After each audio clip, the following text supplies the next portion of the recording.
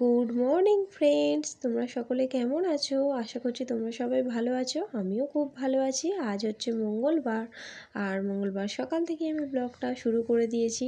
দেখতেই পাচ্ছ, সকাল সকাল আমি আগে বিছানাটা গুছোতে বসে পড়েছি। সুন্দর করে বিছানা না গুছলে আমার মনটা যেন খুঁতখুত করতে থাকে, অন্য কোনো কাজে মন দিতে পারি না। তাই আগে সবার প্রথমে সকালবেলা ঘুম থেকে উঠে আগে বিছানাটা পরিষ্কার করে গুছিয়ে নিই। তাই সেটা আজও করে নিচ্ছি। তো চলো তাহলে তোমরা দেখতে থাকো ব্লগটা, আমি কাজগুলো করতে থাকি। আর এখন আমি বিছানাটা ভালো করে এইভাবে ঝেড়ে নিচ্ছি পরিষ্কার করে। আর প্রতিদিনই এটা করি, বিছানার সব বালিশ কম্বল গুছিয়ে পাট করে রেখে বিছানাটাকে ভালো করে এরকমভাবে ঝেড়ে পরিষ্কার করে নিই। আর দেখো, এখন আমার বিছানা গুছানো হয়ে গিয়েছে, জায়গার জিনিস জায়গাতে সব গুছিয়ে পাট করে রেখে দিয়েছি। আর এখন আমি এবার একটু ঘরটা ঝাড় দিয়ে নিচ্ছি। বাসি ঘর তো, সকাল সকাল উঠে আমি আগে বিছানা গুছিয়েই ঘরটা দাবাটা এইভাবে ঝাড় দিয়ে নিই। ওটাই আজকেও করে নিচ্ছি।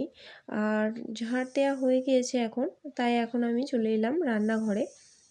আর এসেই প্রথমে আগে এক বাটি জল গরম বসিয়ে দিলাম, কারণ আমার মাম্মাম সকাল সকাল জল গরমেই মুখ ধোয়, মানে গরম জল ঠান্ডা জল মিশিয়ে ওকে মুখ ধোয়ানো হয়। আর জলের বোতলেও রেডি করলাম, ওর জলের বোতলেও গরম জল ঠান্ডা জল মিশিয়ে আমি জল রেডি করে রাখি। ওর ওই কাজগুলো করার পর আমি এখন চলে এলাম, আমাদের যে টিফিন হবে, রুটি করব, তার জন্য লেচিগুলো আগে ঠিক করে নিলাম। তারপরে এখন আমি চাটুটা বসিয়ে দিলাম গ্যাসেতে। চাটুটা একটু গরম হবে তবেই রুটিগুলো দিতে পারবো, সেই জন্য আগে চাটুটা বসিয়ে দিলাম। আর এখন আমি রুটিগুলো বেলতে শুরু করেছি। তো চলো তাহলে আমি রুটি বেলতে থাকি, তোমরা তাহলে ব্লগটা দেখতে থাকো।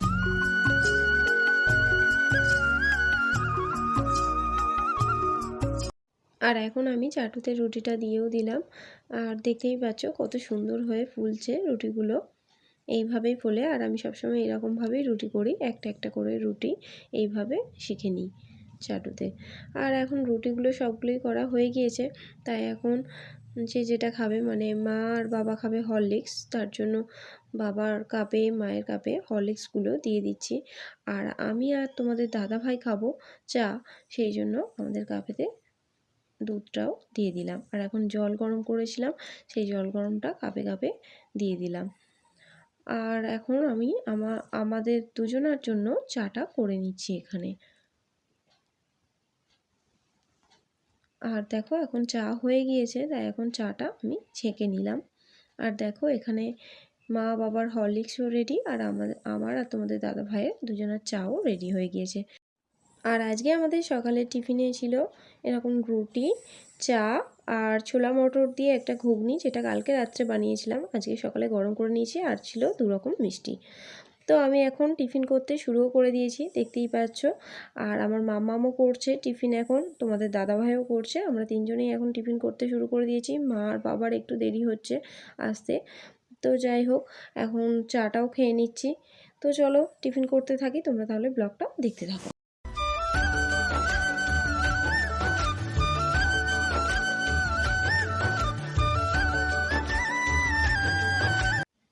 আর এখন আমাদের টিফিন করা হয়ে গিয়েছে, তাই এখন আমি সকালে যে চায়ের বাসনগুলো পড়েছিল, আমাদের টিফিনের বাসনগুলো ছিল, সেইগুলোই এখন আমি মেজে নিচ্ছি।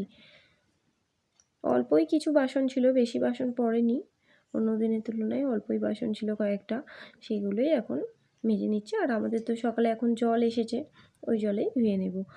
আর এখন ওই বাসন টাসন মেজে ধুয়ে রেখে চলে এলাম একটু জামা কাপড়গুলো ভিজিয়ে রাখতে। জামা কাপড়গুলো কাচবো, সেই জন্য এখন আমি ভালো করে জামা কাপড়গুলো ভিজিয়ে রাখছি।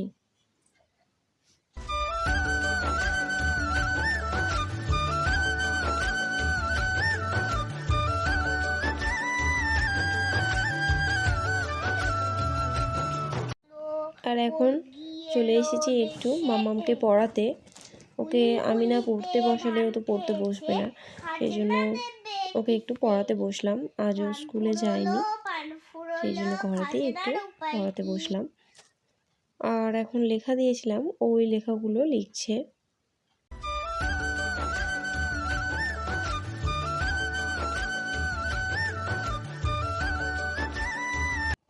এখন মাম্মামের লেখাপড়া হয়ে গিয়েছে, তাই এখন আমি ঘরটা একটু মুছে নিচ্ছি।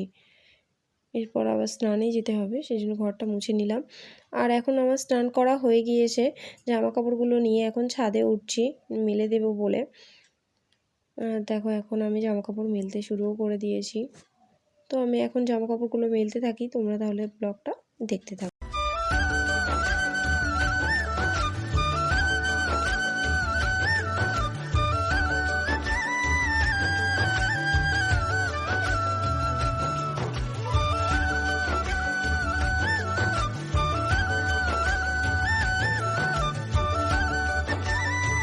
আর দেখো এখন আমার সবগুলো জামা কাপড়ই মেলা হয়ে গিয়েছে। আর প্রতিটা জামা কাপড়েই আমি ক্লিপ দিয়ে ভালো করে আটকে দিয়েছি। আর এখন আমি চলে এসেছি ঠাকুর ঘরে পুজো করতে। প্রথমেই আগে ভগবান শ্রীকৃষ্ণ মানে নারায়ণের পায়ে আগে ফুল অর্পণ করলাম। তারপরে এখন ঠাকুরকে খেতে দেব, তার জন্য আমি থালাগুলো সাজিয়ে নিলাম। আর থালা সাজিয়ে তাতে গ্লাস দিয়ে দিয়েছিলাম, এখন তাই জলগুলো দিয়ে দিলাম গ্লাসে গ্লাসে। আর তোমাদের তো আগের ব্লগে বলেইছি, মা নারকেলের সন্দেশ করে রেখেছে। সেই নারকেলের সন্দেশ আমি নিত্য পুজো করি, দিই ঠাকুরকে নিত্যই, তাই আজকেও দিয়ে দিলাম। আর এখন আমি ধূপ দেখিয়ে ঠাকুরের কাছে একটু আরতি করে নিলাম।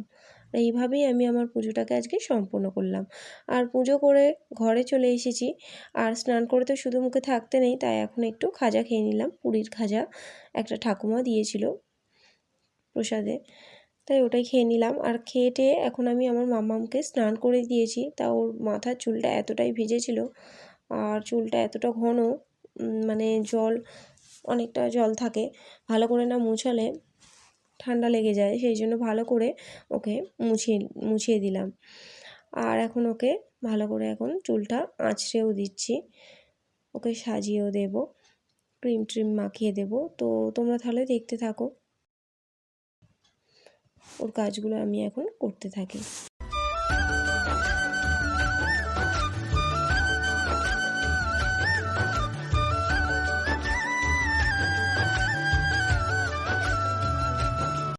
আর আমি এখন ওকে নিয়ে একটু রোদ্দুরে এসেছি ওর মাথার চুলটা শুকোনোর জন্য। আর রোদ্দুর থেকে এখন আমরা ঘরেও চলে এসেছি, এসে ভাত বেড়ে নিয়েছিলাম ওকে খাওয়াবো বলে। আর আজকে ওর খাবারে ছিল এরকম ঝিঙে দিয়ে আলু দিয়ে মাছের ঝোল, কিন্তু মাছটা ও খায় না বলে মাছটা ওকে দিইনি, ওর জন্য আলু ভাজতে হয়েছিল। ঠাকুমা ওকে আলু ভেজে দিয়েছে, ওই ঝোল দিয়ে ভাত মাখিয়ে দিয়ে একটু আলু ভাজা দিয়ে খাইয়ে দিলাম। আর এখন আমি আমার আর একটা সন্তান আছে আমাদের মিঠু, সে তো মামা করে চিৎকার করছে, ওকে খেতে দিইনি বলে, তাই ওকে এখন একটা ব্রিটানিয়া 3 ভেঙে জলে ভিজিয়ে দিচ্ছি। আর আজকে আমাদের দুপুরের খাবারে হয়েছিল এরকম মাছের মাথা দিয়ে চুবড়ি আলুর ডাল আর মুসুর ডাল, আর হয়েছিল ঝিঙে দিয়ে কি মাছ বলে লাইলেন্টিকা নাকি আমি জানি না ঠিক, ওই মাছের ঝোল, কুলের চাটনি। আর এখন অনেকটাই তো বেলা হয়ে গিয়েছে, তাই এখন খাবারগুলো সবারই আমি এক এক করে বেড়ে নিচ্ছি। তো চলো আজকের ব্লগটা থাকছে এই পর্যন্তই, আবার দেখা হবে পরের কোনো নতুন ব্লগ নিয়ে। আর আজকের মতো তাহলে টাটা।